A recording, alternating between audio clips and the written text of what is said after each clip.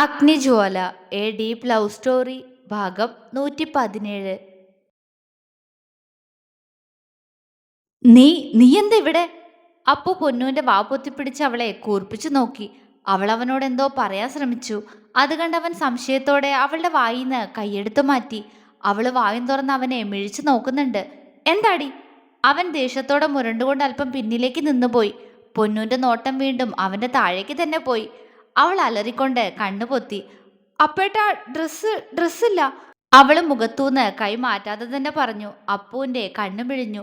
പകപ്പോടെ അവൻ പെട്ടെന്ന് ഓടിപ്പോയി ബെഡ്ഷീറ്റ് വലിച്ചെടുത്തു. അതെടുത്ത് മുണ്ടുപോലെ ഉടുക്കുമ്പോഴും അവൻ അവനെ തന്നെ സ്വയം ഒന്ന് നോക്കി. ദേഹമാകെ ഒരു വിറയൽ കടന്നു പോകുന്നത് പോലെ അപ്പുവിന് തോന്നി. അവന്റെ കൈകൾ വിറച്ചു. അവന്റെ ശബ്ദമൊന്നും കേൾക്കാഞ്ഞതും പൊന്നു പതിയെ മുഖത്തൂന്ന് കൈയെടുത്തു മാറ്റി. ബെഡ്ഷീറ്റ് വിറയ്ക്കുന്ന കൈകളോടെ വലിച്ചെടുക്കുന്നവനെ അവള് പേടിയോടെ നോക്കി. അപ്പൂനാണെങ്കിൽ അവള് തന്നെ ഇങ്ങനെ കണ്ടല്ലോ എന്ന പകപ്പാണ്, കൂടെ അവളുടെ പേടിച്ച ശബ്ദവും. അവന് കൈവിറയ്ക്കുന്നത് കൊണ്ട് തന്നെ ആ ഷീറ്റ് ഉടുക്കാൻ പറ്റുന്നില്ലായിരുന്നു. എങ്ങനെയൊക്കെ ഒരുവിധം അവനതുടുത്ത് പൊന്നുവിന്റെ മുഖത്തേക്ക് ദയനീയമായി നോക്കി. അവളാണെങ്കിൽ മറ്റേതോ ലോകത്ത് നിന്നെന്ന പോലെ അവനെ നോക്കുകയാണ്. ആകെ കിളിപോയതുപോലെയാണ് പെണ്ണിന്റെ അവസ്ഥ. അപ്പൂനൊരു വേള അവളോട് പാവം തോന്നിപ്പോയി. എങ്കിലും അവളെ നോക്കാൻ കഴിയാത്ത വിധം അവന് ചമ്മലും തോന്നി. അയ്യേ, ആദ്യമായിട്ടാ ഒരാളുടെ മുന്നിൽ ഇത്രയും ദയനീയായ അവസ്ഥയിൽ നിൽക്കേണ്ടി വരുന്നേ, അതും ദേഹത്തൊരു തുണി പോലും ഇല്ലാതെ.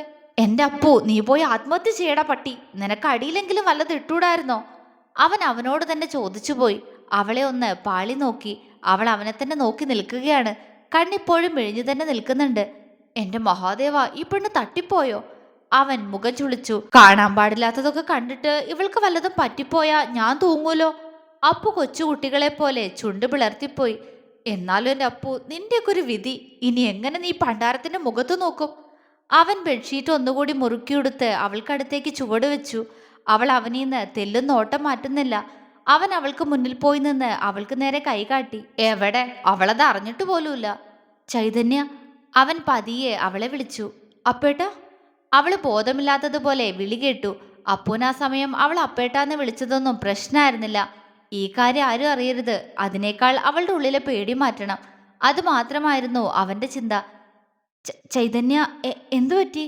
അവൻ വിറയലോടെ ചോദിച്ചു. അതെന്താ അപ്പേട്ട അങ്ങനെ? അവള് കണ്ണുമിഴിച്ചുകൊണ്ട് ചോദിച്ചു. അപ്പു ഞെട്ടിപ്പോയി. അവൻ അവളെ ദയനീയമായി നോക്കി. എന്ത് എന്തെങ്ങനെയാണെന്ന ചൈതന്യ? അവൻ വീണ്ടും ചോദിച്ചു. അവൾ അവനെ മുഖമുയർത്തി നോക്കി. പെണ്ണിന്റെ വാപ്പോഴും അടഞ്ഞിട്ടില്ല. അപ്പു ഒന്ന് നിശ്വസിച്ചു പോയി. ഇത് പണിയാവും. ഇവളുടെ സ്വഭാവത്തിന് ഇവൾ എല്ലാരോടും പറഞ്ഞിട്ടായിരിക്കും എൻ്റെ റൂമിലേക്ക് വന്നത് തന്നെ. അതിന്റെ കൂട്ടത്തിൽ ഇവളുടെ അലർച്ച കൂടി താഴേക്ക് കേട്ടിട്ടുണ്ടെങ്കിൽ ഈ പെണ്ണിന്റെ റിലേ പോയ നിൽപ്പ് കണ്ട ഞാൻ ഇതിന് എന്തെങ്കിലും ചെയ്തു എന്നല്ലേ എല്ലാരും കരുതൂ. അത് ഓർക്കവേ അപ്പൂന് ചെറിയ പേടി തോന്നി. എന്നാലും ഇവള് കണ്ടല്ലോ എല്ലാം. കിട്ടുന്ന പെണ്ണിന് കാണിച്ചു കൊടുക്കാൻ എടുത്തു വെച്ചതെല്ലാം പോയി പോയി തൂങ്ങിച്ചത്താലോ. അപ്പു ആലോചിക്കാതിരുന്നില്ല. അവനൊന്ന് നെടുവീർപ്പിട്ടു. ഇതിനെങ്ങനെ പുറത്തേക്ക് വിട്ടാൽ ശരിയാവില്ല. ഇവളുടെ കിളിപാറിയ പോക്ക് കണ്ട എല്ലാവർക്കും സംശയം തോന്നും. അവൻ പതിയെ അവളുടെ കവിളിലൊന്ന് തട്ടി. ഏയ് ചൈതന്യ, ഒന്നുമില്ലടോ, താൻ പേടിക്കാതെ. അവൻ അവളുടെ കവിളിൽ തട്ടിക്കൊണ്ട് പതിയെ പറഞ്ഞു. പൊന്നു അവനെ ഒന്ന് നോക്കി. അവളുടെ പോയ കിളികൾ തിരിച്ചു വരുന്നുണ്ടെന്ന് അവളുടെ നോട്ടം കണ്ടപ്പോ അപ്പൂന് മനസ്സിലായി. എന്താ എന്താ നിങ്ങളിവിടെ? അവള് പകപ്പോടെ അവനോട് ചോദിച്ചു. ആ ചോദ്യം കേട്ടപ്പോ അതുവരെ ഉണ്ടായിരുന്ന കാര്യമെല്ലാം അപ്പു മറന്നുപോയി. അവൻ ദേഷ്യത്തോടെ അവളെ നോക്കി. എന്തോന്ന്? ഞാനെന്താ ഇവിടെയെന്നോ? എടി കുരുപ്പേ, നീ എന്താടി പുല്ല് എന്റെ റൂമില്? ഒരു അന്യപുരുഷന്റെ റൂമില് അനുവാദമില്ലാതെ കേറിയതും പോരാ, എന്നിട്ട് അവളുടെ ഒരു വായി നോട്ടോ. ആരോട് ചോദിച്ചിട്ടടി നീ എന്റെ റൂമിലേക്ക് കയറിയേ? അപ്പു അവളോട് ചീറി. പൊന്നു അവനെ സംശയത്തോടെ നോക്കി. പെട്ടെന്ന് അവളൊന്ന് ഞെട്ടി. അടുത്ത നിമിഷം അവളുടെ കണ്ണുകൾ അവനിലൂടെ ആകെ ഒന്ന് ഓടി. അപ്പു പെട്ടെന്ന് പുറകിലേക്ക് മാറി ഉടുത്ത തുണിക്ക് മുകളിലൂടെ കൈകൊണ്ട് വയറിന് താഴേക്ക് പൊത്തിപ്പിടിച്ചു. അവൻ പൊത്തിപ്പിടിക്കുന്നത് കണ്ടപ്പോ പൊന്നു ഒന്നുകൂടി അങ്ങോട്ടേക്ക് തന്നെ നോക്കി. അപ്പൂന് ആകെ ചമ്മല് തോന്നി. അവളുടെ നോട്ടത്തിൽ ഉരുകി പോകുന്നത് പോലെ. പൊന്നൂന് അപ്പോഴാണ് കുറച്ചു മുന്നേ നടന്ന കാര്യങ്ങൾ നല്ല ക്ലിയറോട് കൂടി ഓർമ്മയിൽ തെളിഞ്ഞത്. അടുത്ത നിമിഷം അവൾ അപ്പൂനെ നോക്കി പൊട്ടിച്ചിരിച്ചുപോയി. അവളുടെ ചിരി കണ്ട് അപ്പു ആദ്യം ഒന്ന് അമ്പരന്നെങ്കിലും പതിയെ അവൻ അവളെ കൂർപ്പിച്ചു നോക്കി. അയ്യേ അപ്പേട്ട, എന്തായിരുന്നു നേരത്തെ ഇവിടെ? വൃത്തികെട്ട മനുഷ്യ, തനിക്കൊരു കോണകെങ്കിലും ഉടുത്തൂടായിരുന്നോടോ? അതും പറഞ്ഞ് അവള് വീണ്ടും പൊട്ടിച്ചിരിക്കാൻ തുടങ്ങി. അപ്പൂനാകെ നാണക്കേട് തോന്നി. എങ്കിലും അവൾക്ക് മുന്നിൽ തോറ്റുകൊടുക്കാൻ മനസ്സില്ലാതെ അവൻ അവൾക്കടുത്തേക്ക് പാഞ്ഞു വന്നു. എടി നാഗവല്ലി, നീ അല്ലടി പുല്ല് എന്റെ റൂമിലേക്ക് കയറി വന്നേ, എന്നിട്ട് എന്നെ കളിയാക്കുന്നോ? അവൻ ദേഷ്യത്തോടെ ചോദിച്ചു. അതുകൊണ്ട് അതുകൊണ്ട് എന്താ? സ്വന്തം റൂമാണെങ്കിലും ഒരു നാണൊക്കെ വേണടോ. ഇത് അയ്യേ വൃത്തിയട്ട മനുഷ്യൻ, അയ്യേ അയ്യേ. അവൾ അതും പറഞ്ഞ് തലയൊന്നു കുടഞ്ഞു. ആ, എനിക്കിത്തിരി നാണം കുറവാ, അതിന് നിനക്കെന്താ? ഇതെന്റെ റൂമാ. അപ്പോ ഞാൻ എനിക്ക് തോന്നുന്ന പോലെ ഇവിടെ നടക്കും. വേണ്ടി വന്നാ ഞാൻ ഈ റൂമിലൂടെ തുണിയില്ലാതെ ഓടും. അവൻ പുച്ഛത്തോടെ പറഞ്ഞു. അതിന് ഇനിയെന്തോ ഓടാൻ നിൽക്കുന്നു? നേരത്തെ താൻ ഓടിയല്ലേ എന്റെ അടുത്തേക്ക് വന്ന് എന്റെ വാവുത്തിയെ. അയ്യേ, ഞാൻ കണ്ടു. അവള് കണ്ണുപൊത്തി. അയ്യേ. അപ്പു പെട്ടെന്ന് വീണ്ടും അവിടെ പൊത്തിപ്പിടിച്ചു. ഭൂമി പിളർന്ന് താഴേക്ക് പോവാൻ പറ്റിയിരുന്നെങ്കിൽ അപ്പു ഇപ്പോ അത് ചെയ്തേനെ. അവന്റെ കാട്ടിക്കൂട്ടിൽ കണ്ട് പൊന്നു വീണ്ടും ചിരിക്കുകയാണ്. നീ എന്ത് കണ്ടെന്നാടി? അപ്പു ചമ്മല് പുറത്ത് കാണിക്കാതെ അവളോട് ദേഷ്യത്തോടെ ചോദിച്ചു. അതോ പറയണോ? അവള് കുറുമ്പോടെ ചോദിച്ചു. ആ, പറഞ്ഞു തൊലയ്ക്ക്. അപ്പു പല്ല് കടിച്ചു. അതുണ്ടല്ലോ അപ്പേട്ടാ, ഇളങ്കാറ്റിലെവിടെയോ തേങ്ങാക്കുലകൾ ആടുന്നു. അതെ അപ്പേട്ടാ, നല്ലോണം ആടി. അതും പറഞ്ഞ് അവള് വയറും പൊത്തി ചിരിക്കാൻ തുടങ്ങി. അപ്പുവിന്റെ മുഖം വിളറി വെളുത്തു. അവളോട് മറുപടി പറയാൻ പോലും നാവ് പൊന്തുന്നില്ല. അവള് താഴേക്ക് പോയി ഇതെല്ലാം ജ്വാലയോട് പറയുന്ന കാര്യം ഓർത്തപ്പോൾ തന്നെ അപ്പു നടുങ്ങി. ഡി, അവൻ വിളിച്ചു. ദേഷ്യത്തോടെ വിളിക്കാനാണ് ഉദ്ദേശിച്ചതെങ്കിലും ആ സ്വരം ദയനീയമായിട്ടാണ് പുറത്തേക്ക് വന്നത്. എന്താ അപ്പേട്ടാ? ഹോ, എന്നാലും ഇതിനെയാണോ കല്യാണരാമനിലെ ചെന്തെങ്ങിന്റെ കൊലയാണെങ്കിൽ ആടുന്ന് ഇന്നസെന്റ് പറയുന്നേ? അവള് വാപൊത്തി വീണ്ടും ചിരിയാണ്. അപ്പു അവളെ പല്ലുകടിച്ച് നോക്കി. അവന് ദേഷ്യവും സങ്കടവും എല്ലാം വരുന്നുണ്ടായിരുന്നു. എന്തായാലും കൊള്ളാം അപ്പേട്ടാ, എന്നെ പേടിപ്പിച്ചു കളഞ്ഞു. എന്നാലും റൂമിലേക്ക് വാടി, നിനക്ക് ഞാൻ കാണിച്ചു തരാന്ന് പറഞ്ഞപ്പോ ഞാൻ ഇത്രയ്ക്കും പ്രതീക്ഷിച്ചില്ല. അവളിൽ നാണം. അപ്പുവിന്റെ മുഖം ദേഷ്യം കൊണ്ട് ചുവന്നു. അവൻ പല്ലുകടിച്ച് അവളെ നോക്കി. പക്ഷേ അവനെ കളിയാക്കാൻ വേണ്ടി അവൾ വീണ്ടും താഴേക്ക് നോക്കിയതും അപ്പു ഒന്ന് പതറി. അത് കണ്ട് പൊന്നു ചുണ്ടുകൂട്ടി ചിരിയൊതുക്കി പിടിച്ചു. താനൊന്ന് പോയ പുറത്ത്, എനിക്ക് ഡ്രസ്സ് മാറണം. അവളുടെ ആക്കലോടെയുള്ള നോട്ടം കണ്ട് അവൻ പതർച്ചയോടെ പറഞ്ഞു. അവൾ അവനെ കുറുമ്പോടെ നോക്കി. ഞാൻ പോവില്ല. ഞാനെന്തിനാ പോണേ? അവൾ കള്ളച്ചിരിയോടെ ചോദിച്ചു. നിന്നോട് ഞാൻ പോവാനല്ലേ പറഞ്ഞേ? പോ, എനിക്ക് ഡ്രസ്സ് മാറണം. അവൻ വീണ്ടും പറഞ്ഞു. ഞാൻ പോവില്ല അപ്പേട്ടാ. അപ്പേട്ടൻ എന്നോട് റൂമിലേക്ക് വരാൻ പറഞ്ഞതുകൊണ്ടാ ഞാൻ വന്നേ. അതെന്തിനാന്ന് പറ ആദ്യം, എന്നിട്ട് ഞാൻ പൊക്കോളാം. അതോ ഇനി ഇത് കാണിച്ചു തരാനാണോ എന്നെ തനിച്ചിങ്ങോട്ട് വിളിച്ചേ?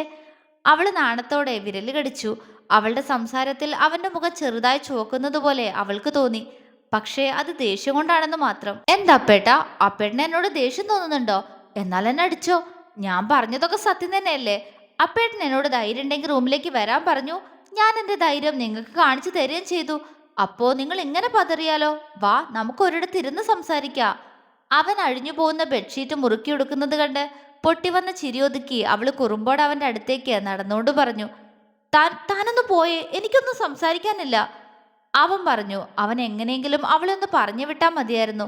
കാരണം ബെഡ്ഷീറ്റ് ഏത് സമയത്തും വീണുപോകാമെന്ന അവസ്ഥയിലാണ്. അവൻ പറഞ്ഞത് കേൾക്കാതെ അവന്റെ മുന്നിലേക്ക് വന്നു നിന്നു. അവൻ അവളെ കലിപ്പിച്ചു നോക്കി. ദേ ചൈതന്യ, കൂടുതൽ ഓവർ ആവല്ലേ? താനൊന്ന് പോവാൻ നോക്ക് പ്ലീസ്. അവന്റെ സ്വരം യാചന പോലെയായി. അവൾക്ക് ചിരി വരുന്നുണ്ടായിരുന്നു. അപ്പു ചുമരിൽ ചാരിയാണ് നിൽക്കുന്നത്. ഞാൻ പോണോ? അവൾ ചോദിച്ചു. ആ, ഒന്ന് പോയിത്താ, ഞാൻ ഡ്രസ്സ് ചേഞ്ച് ആക്കിക്കോട്ടെ. അവന്റെ മുഖം വെലിഞ്ഞു മുറുകി. ഡ്രസ്സൊക്കെ ബാത്റൂമിലേക്ക് കൊണ്ടുപോകണ്ട അപ്പേട്ടാ. ഇതിപ്പോ ഞാനായതുകൊണ്ട് കുഴപ്പമില്ല. വേറെ ആരെങ്കിലും ഇപ്പൊ ഇങ്ങോട്ട് വന്ന് ഈ കാഴ്ച കണ്ടതെങ്കിലോ? അവളിൽ കുറുമ്പാണ്. അതിന് നിന്നെപ്പോലെ കോമൺ സെൻസ് ഇല്ലാത്ത ആരുമില്ല ഇവിടെ. ഒന്ന് നോക്ക് ചെയ്ത് അകത്തേക്ക് കയറാനുള്ള മര്യാദയൊക്കെ എല്ലാരും കാണിച്ചേനെ. അവൻ പുച്ഛത്തോടെ പറഞ്ഞു.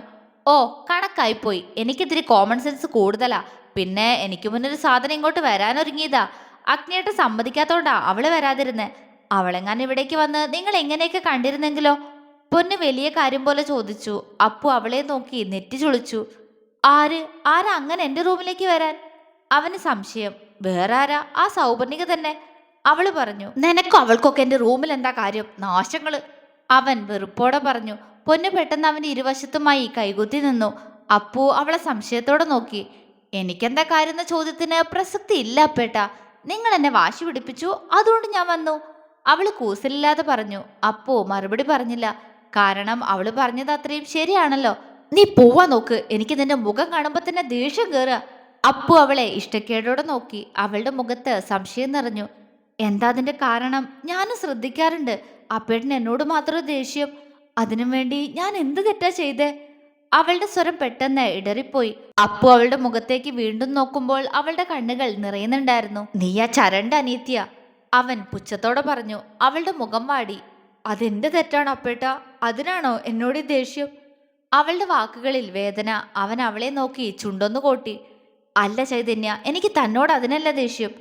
പിന്നെ? അവൾ ചോദിച്ചു. നിന്റെ അഭിനയം അതാ എനിക്ക് ഇഷ്ടല്ലാത്ത. ഇപ്പൊ എന്നോട് ഈ വിഷമത്തോടെ സംസാരിക്കുന്നത് പോലും നിന്റെ അഭിനയ. അപ്പു ഉറപ്പോടെ പറഞ്ഞു. പൊന്നൂന്റെ കണ്ണുകൾ നിറഞ്ഞുപോയി. ഞാൻ ആർക്കും മുന്നിൽ അഭിനയിക്കുന്നില്ല. ഇതാ ചൈതന്യ, ഇങ്ങനെ ചൈതന്യ, എനിക്ക് അഭിനയിക്കേണ്ട ആവശ്യമില്ല. അവന്റെ വാക്കുകളിൽ വേദന തോന്നിയെങ്കിലും അവള് വീറോടെ പറഞ്ഞു. അവൻ അവളെ നോക്കി പുച്ഛിച്ചു. അഭിനയല്ല പോലും. നിന്റെ ഏട്ടൻ എന്റെ ഏട്ടത്തിയോട് കാണിച്ച സ്നേഹം അഭിനയായിരുന്നില്ലേ? അതുപോലെ അവളെ വിവാഹം കഴിച്ച് അവൾക്കൊപ്പം ജീവിക്കാന്ന് പറഞ്ഞതും അഭിനയായിരുന്നില്ലേ? അവൻ ചോദിച്ചതും അവൾ അതേന്ന പോലെ തലയാട്ടി. അവൻ പരിഹാസത്തോടെ ചുണ്ടൊന്നു കൊട്ടി. അവൻ അവളോട് കാണിച്ചതെല്ലാം അഭിനയായിരുന്നെങ്കിൽ ജ്വാലയെ സ്നേഹിക്കുന്നത് പോലെ നീ അവളോട് പെരുമാറുന്നതും അഭിനയം തന്നെയാടി. അവളൊരു പാവായതുകൊണ്ട് നിന്നെ വിശ്വസിച്ചു. ഇപ്പൊ എന്തോ കൂടോത്രം ചെയ്ത് നീ എൻ്റെ ഏട്ടനെ നിന്റെ ഭാഗത്തേക്കാക്കി. അപ്പോൾ അവന്റെ മനസ്സിലുള്ളതെല്ലാം അതുപോലെ തന്നെ പറഞ്ഞു. പൊന്നൂന്റെ മുഖത്ത് സങ്കടം മാറി അവളുടെ മുഖത്ത് പൊടുന്നനെ ദേഷ്യം നിറയുന്നത് കണ്ട് അപ്പുവിന്റെ കണ്ണു മിഴിഞ്ഞു. അടുത്ത നിമിഷം അവൾ കാലിൽ കുത്തിയുയർന്ന് അവന്റെ നഗ്നമായ നെഞ്ചിലെ രോമത്തിൽ പിടിച്ചു വലിച്ചു. ആ! അപ്പു വേദനയോടെ ശബ്ദമുണ്ടാക്കി. അവളെ തുറച്ചു നോക്കിയവൻ. അതൊന്നും എനിക്ക് കുഴപ്പമില്ല. പക്ഷെ എൻ്റെ ജോലിയോട് ഞാൻ കാണിക്കുന്ന സ്നേഹം അഭിനയാണെന്ന് പറയരുത്. കാരണം അവളെന്റെ ജീവനാ. എൻ്റെ സ്വന്തം കൂടപ്പിറപ്പിനോടില്ലാത്ത അത്രയും സ്നേഹ എനിക്ക് അവളോട്. അവളോട് ഞാൻ കാണിക്കുന്ന സ്നേഹം അഭിനയാണെന്ന് പറഞ്ഞാലുണ്ടല്ലോ. അവള് ദേഷ്യം കൊണ്ട് വിറച്ചു. നെഞ്ചിലിരിക്കുന്ന അവളുടെ കൈകളുടെ മുറുക്കം കൂടി. അപ്പൂന് നന്നായി വേദനിക്കുന്നുണ്ടായിരുന്നു. പക്ഷേ അവൻ അനങ്ങിയില്ല. അവളുടെ കണ്ണുകളിലെ വേദന അതുമാത്രമാണ് അവൻ കണ്ടത്. അതിലെ ആത്മാർത്ഥമായ നോവ് അവന് മനസ്സിലായി. ആ ചുണ്ടുകൾ വിതുമ്പുന്നത് കണ്ടപ്പോ അവൻ അവളോട് അലിവ് തോന്നി. സോറി. അവളുടെ കണ്ണുകളിലേക്ക് തന്നെ നോക്കി സ്വയം അറിയാതെ അപ്പു പറഞ്ഞുപോയി. അവന്റെ സ്വരം മൃദുവായിരുന്നു. അറിയില്ല എനിക്ക് നിങ്ങൾ എങ്ങനെ പറഞ്ഞ് വിശ്വസിപ്പിക്കേണ്ടതെന്ന്. പക്ഷേ സത്യം അതാ. എൻ്റെ ജോലിയോട് ഞാൻ കാണിക്കുന്ന സ്നേഹം ആത്മാർത്ഥ. അവൾ അവന്റെ നെഞ്ചിൽ നിന്ന് കൈകളെടുത്തു മാറ്റി കണ്ണുകൾ അമർത്തി തുടച്ചു.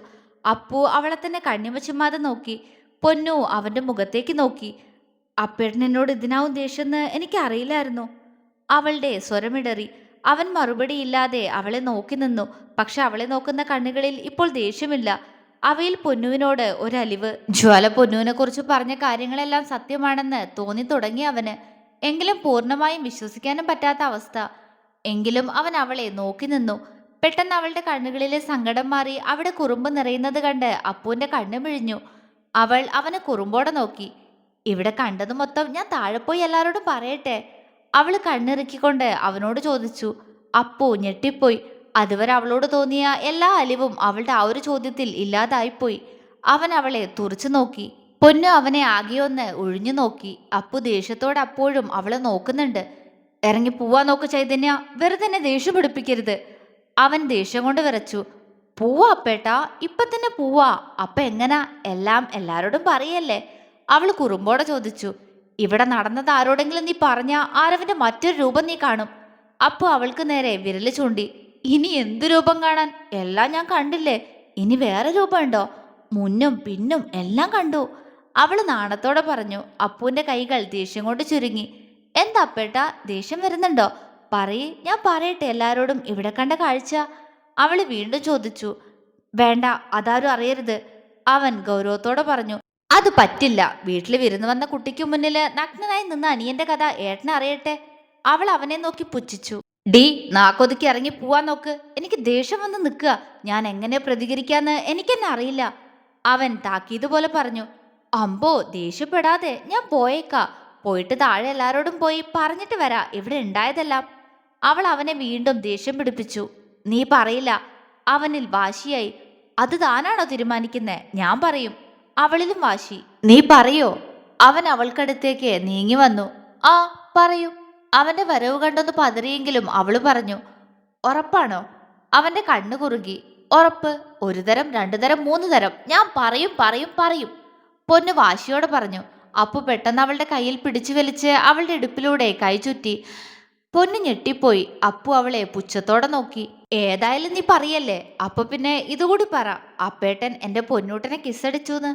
അവൻ അവളോട് കുറുമ്പോടെ പറഞ്ഞുകൊണ്ട് അവൾക്കൊന്ന് ചിന്തിക്കാൻ കഴിയും മുന്നേ അപ്പുവിന്റെ ചുണ്ടുകൾ അവളുടെ ചുണ്ടിലമർന്നു.